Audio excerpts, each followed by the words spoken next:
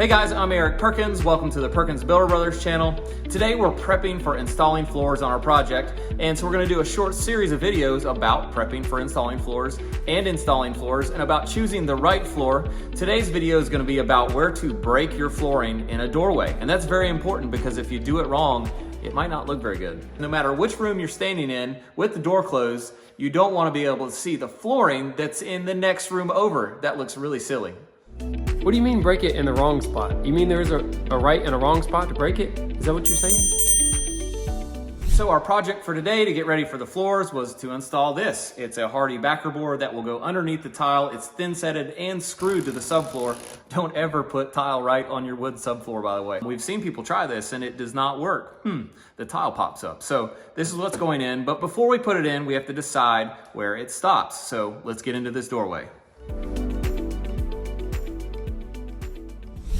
All right, here's a doorway. This side of the doorway is going to be tile, and this is a bathroom. This side of the doorway is going to be wood floor. It's a hallway, so we have to break these two materials in this doorway somewhere. So the most common mistake I've seen people make is to break the flooring types directly in the center of the framing. You have two equal parts there.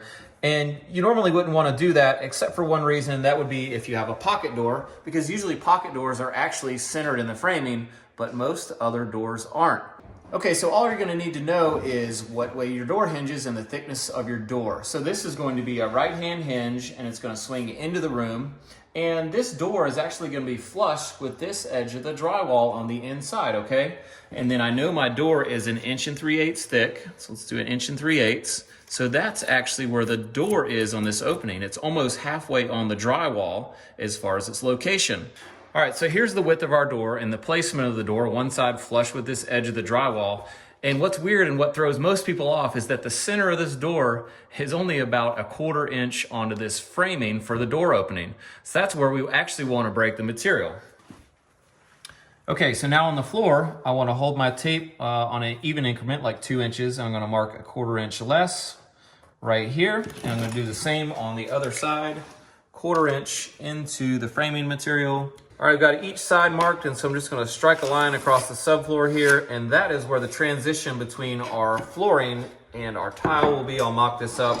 So our backer board will go to there, and then our hardwood will go to there. And that looks pretty funny right now if you look at where that is in this framing, but once the door is hung, it'll be perfectly centered on that, and it will look right. Thanks for watching today. I hope that learning about this commonly overlooked detail about flooring will help your project turn out looking amazing. Thanks for watching. We'll see you next time.